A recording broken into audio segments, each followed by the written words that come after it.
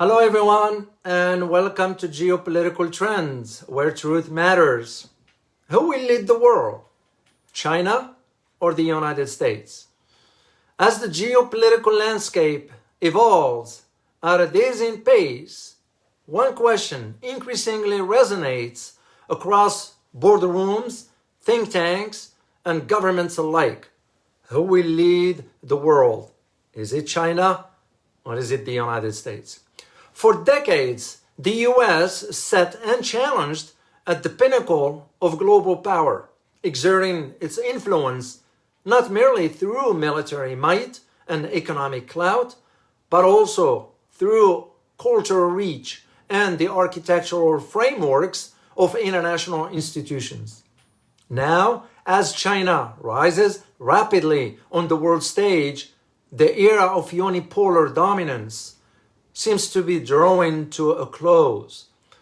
But the transition, when one occurs, is far from smooth. It's a story unfolding in real time, full of ambitions and anxiety, opportunity and danger. There are 7 points I'm going to share with you. Number 1, a world not big enough for two superpowers.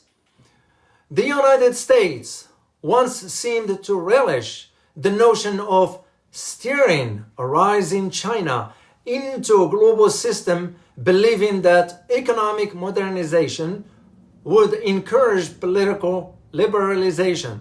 Instead, Washington now views Beijing as a less of a partner and more of a formidable challenger, arguing that China is determined to rewrite the rules of an order the United States helped craft after World War II.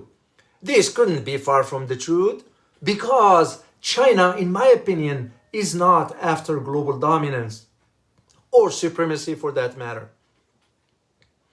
From Washington's perspective, two giants vying for global supremacy spells inevitable tension. What about cooperation, I may ask? Wouldn't that be better? For Beijing, the rise to prominence is not a matter of choice, but a destiny, an opportunity to reclaim what it perceives as its rightful place at the center of international affairs.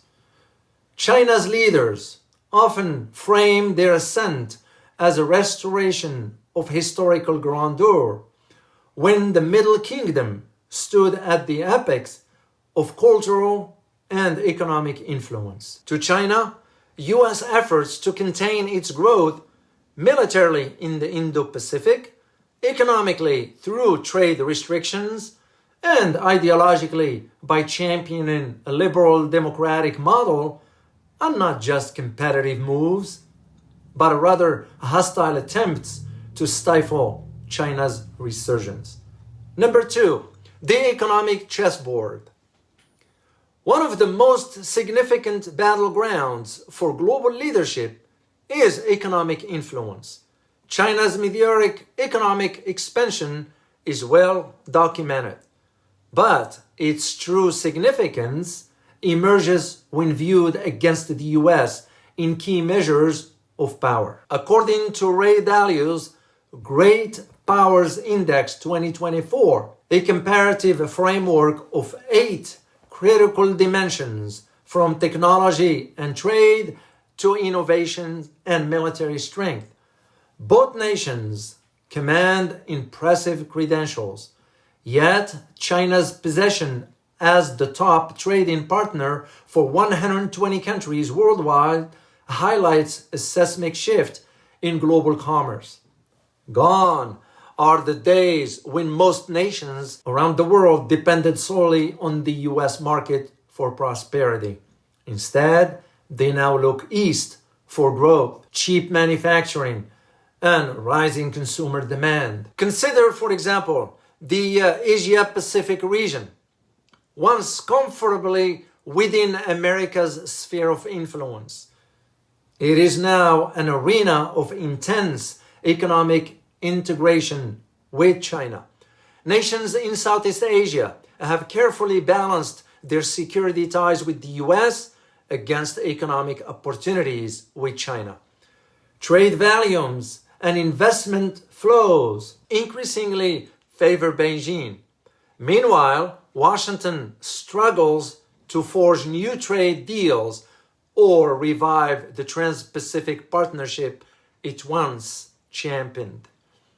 Though the United States economy remains functional, at best, China's reach into Africa, Latin America, and West Asia or Middle East indicates that the American era of uncontested economic leadership is waning.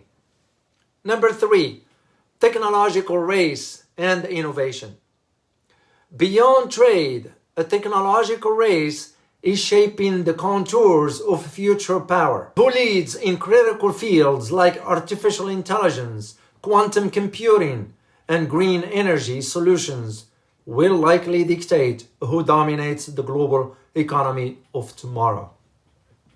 The United States has historically excelled in innovations. Silicon Valley remains a beacon of creativity and venture capital prowess, but China's relentless push in cutting-edge sectors and technologies, from Huawei 5G infrastructure to massive investments in artificial intelligence startups, suggests it is no longer content to follow the path paved by the American tech titans.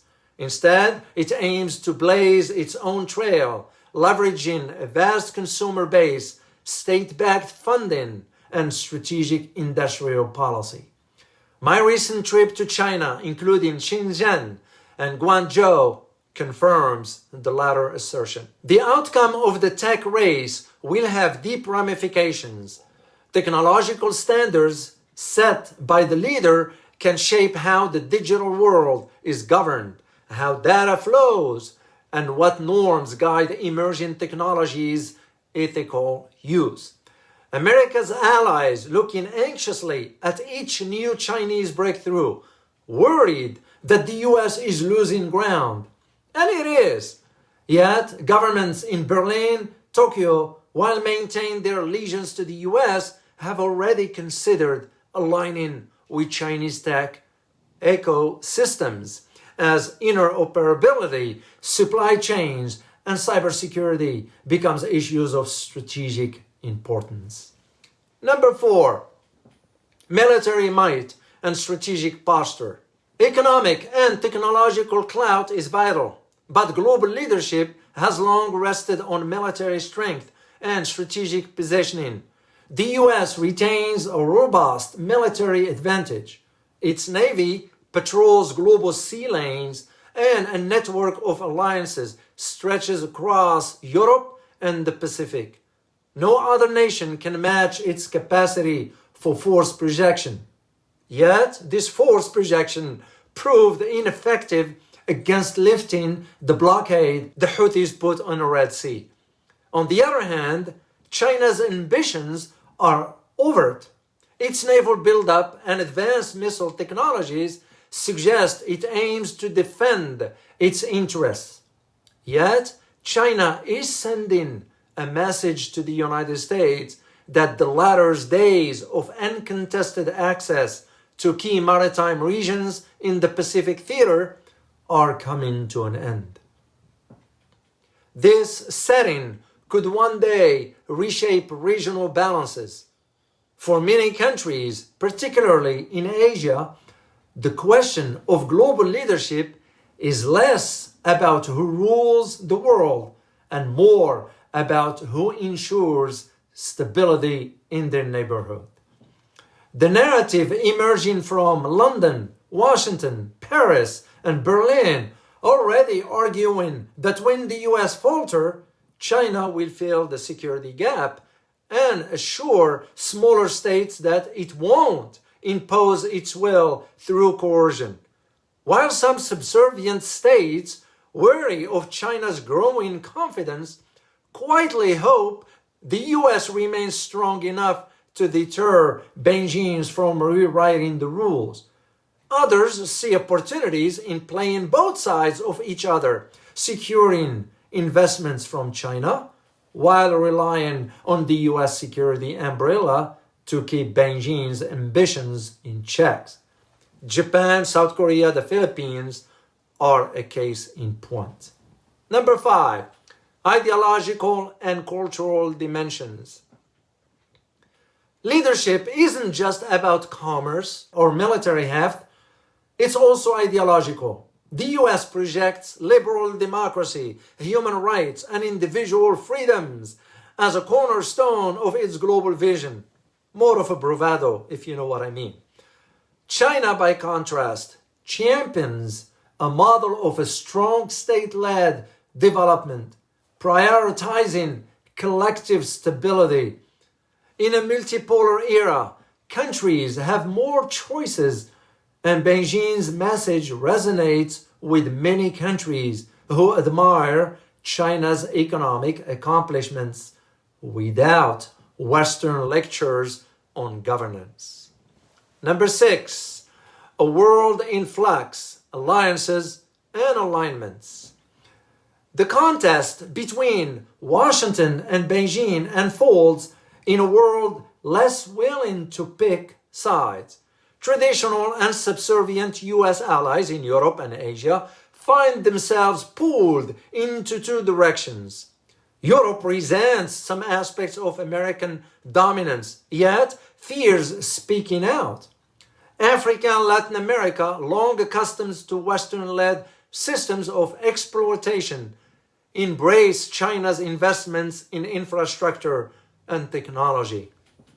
If the US seeks to preserve its primacy, which is too late for that, it must fix its house first.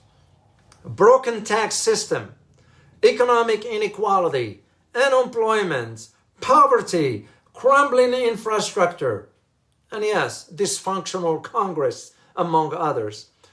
If China aims to become preeminent leader, it must convince the world that its rise will lift all boats, not just its own.